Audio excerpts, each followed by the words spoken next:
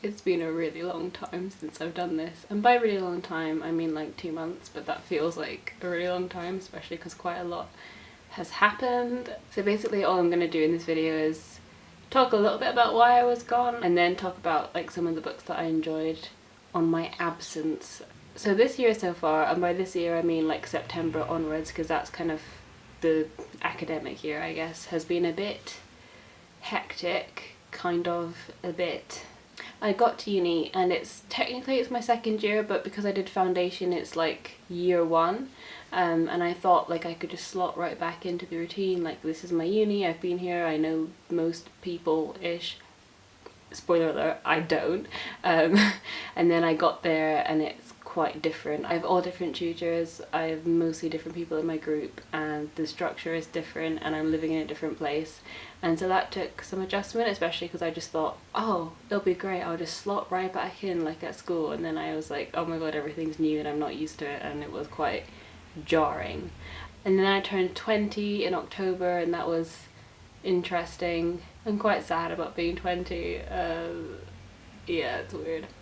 I think for a lot of my teenage life I was just stressed at school, and I was dealing with stress and anxiety and kind of family problems and everything else that goes along with life, I guess, and I didn't really have a proper like go at being a teenager, I guess. Like a lot of the kind of key milestones that you would associate with that time I never really got around to, so when I turned 20 it was kind of like the end of something that never really started. So a mix of just random kind of not feeling up to doing videos, and also not really having a lot to talk about because I wasn't reading that much, and that's when you can tell I'm really kind of stressed and not feeling myself, because when I don't read that's just not me. So yeah. But I'm finally feeling kind of back with things, and I've been reading quite a bit because I'm trying to catch up with my Goodreads challenge for this year, which I had to lower anyway because, which I know I said, it's like there's video proof at the beginning of the year when I set my goals for the year that I wasn't going to lower it, and you can't foresee breakdowns. That's an unfortunate thing about life, so I had to lower my challenge. That's fine, it's not a big deal. But yeah, I've been gone for a while and I'm sad about that, but hopefully everything's okay-ish now. Yeah. And that is the most uneloquent thing you'll ever hear in your entire life. So, just to catch up on what I've been reading.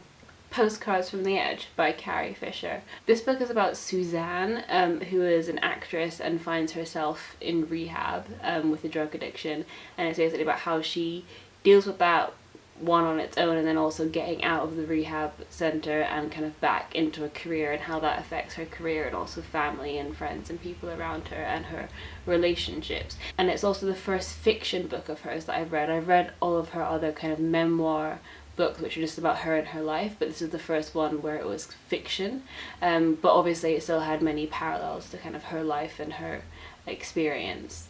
I did enjoy it, and I think she's a very good writer, but I preferred reading her memoirs, if that makes sense, because there's more of a sense of raw truth, I guess. Not that she's like lying by fictionalizing it, but I just felt there was a certain kind of distance between the reader and kind of the main character. Maybe that was intentional because obviously the main character is trying to kind of push people away, etc, etc, but as a reading experience I much preferred Carrie's memoirs, but I still would recommend this, and it's a really kind of interesting insight into mental illness, and not just mental illness, but mental illness in the context of kind of Hollywood and a career.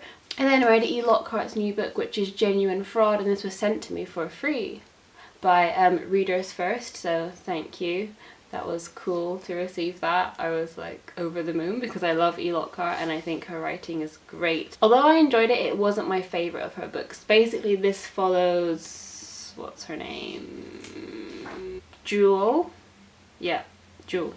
So this follows Jewel, and basically the story starts backwards. So it starts at the end, and you meet her and she's on the run, and you don't know why she's on the run or what happened in her past, and it's all very shady. And then basically as you read on, things get revealed and you find out certain things about certain people, and it's really interesting. What I really liked about this is the kind of portrayal of that kind of darker side, I guess, of people, because E. Lockhart's been always kind of interested in, not really psychology, but just kind of what drives people to do the things that they do. So she's very much not interested in writing black and white characters, like this person is bad, this person is good. Everyone's kind of shady in their own way, not even shady, but just good people that have made bad decisions, or bad people that can manipulate you into feeling like they're making good basically shades of grey. And that's what I got with this novel, and I really enjoy characters like that, especially in YA, because I feel like there aren't a lot of kind of complexy characters to go around,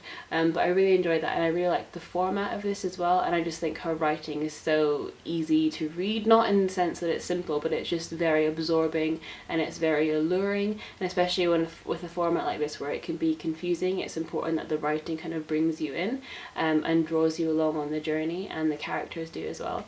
Next, for a bit of fun, I read The Gentleman's Guide to Vice and Virtue, and this follows Henry and Percy in, sorry, I think it's like 1831?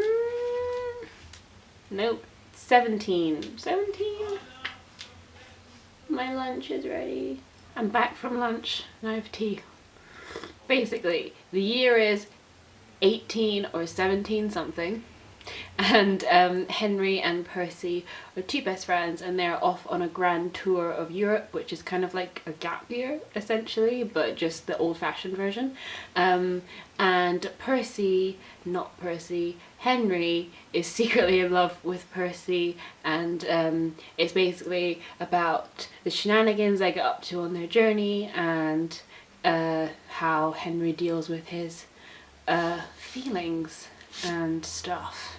I've seen a lot of 5-star reviews for this, and while I agree it's very fun, I wouldn't necessarily put it in that category. I think it was just fun, it was light, I enjoyed it. I'm definitely going to read the sequel, which follows Henry's younger sister, Felicity, and she's a great character. I guess I wouldn't give it 5 stars because some of the events I felt were a little bit predictable. I could see where it was going, and while there's kind of shenanigans and obstacles, I didn't really feel like the characters were at threat, like, at any point, because it just didn't really fit right with the story. So I enjoyed it, but I wasn't like as emotionally invested as some people have been when they've been reading it. But I would definitely recommend it. It's just so much fun, and the characters are brilliant. Then I read Dramarama by E. Lockhart, because apparently I'm an E. Lockhart obsessive now. And this follows, what's her name? Damn it, what's her name? Oh my god, my memory is awful. Sadie, right. So this follows Sadie, and she is kind of a small town girl who wants to make it big, essentially. So every Glee episode ever, I don't know, no, it's better than that. And basically she gets into Wildwood Drama Summer Camp, and she's going there with her best friend, and it's basically about how she comes to terms with drama, the actual physical act of drama, as in performing and learning your craft, and then also drama within her friendship group, and then romantic drama over the course of the summer. And I really loved it. I did a lot of drama in school. I did school plays. I took Lambda, which means that I take like a graded acting exam at the end of each year, so I could relate to many parts of this. And I really enjoyed it. And there's also this drama with her best friend who's kind of floating away from her, and he fits in a lot more, and he's succeeding a lot more than she is, and there's kind of that unspoken tension between them.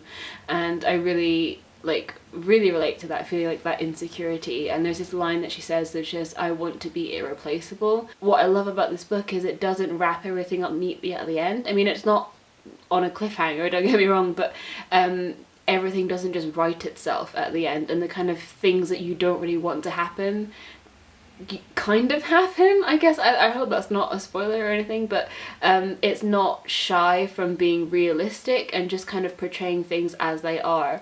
I read The Graces by Laura Eve, which I enjoyed, and it's about these people called the Graces, or they're just 3 siblings that have the surname Grace, but everyone refers to them as the Graces, and they live in a small seaside town, and River just moves there, and she kind of falls in with this fascination about them because everyone thinks that they're witches. I mean, we kind of know that they're witches.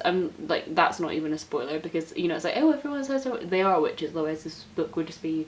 You don't write a book about people who could be witches, you write a book about witches. So, yeah, basically. And so when she kind of confirms that-ish, I thought more would happen, there'd be more kind of magic, and it would be on like a little bit of a bigger scale, because not a lot really happens. But I did enjoy it, and I liked the character dynamics, and I think potentially I will read the sequel because now that they've kind of set up the setup, I'm excited for things to happen. The last book I read was Bossy Pants by Tina Fey, and I really enjoyed it. And the thing is, I started reading this and then basically I just wanted to listen to the audiobook because it's read by Tina Fey. I love listening to audiobooks of autobiographies that are read by the person, because it makes sense because they're telling their own story, so you want to hear them. And especially Tina Fey, who does like all these funny voices. And the thing is, you don't really have to know Tina Fey that well. I mean, all I really knew about Tina Fey was that she's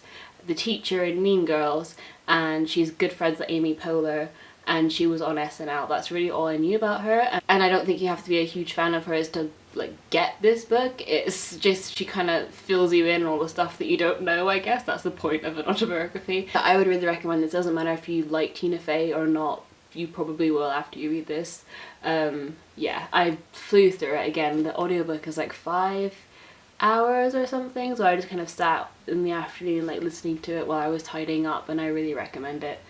I was laughing and kind of feeling things, and it was a general good time, so I recommend that. And that is it. I will see you soon. Thanks for being patient with me. If you're still here, that's amazing, because it's been 2 months of silence and now I'm here with a crap video where I'm cold and whatnot. So yeah, if you're still here, thank you. You're great.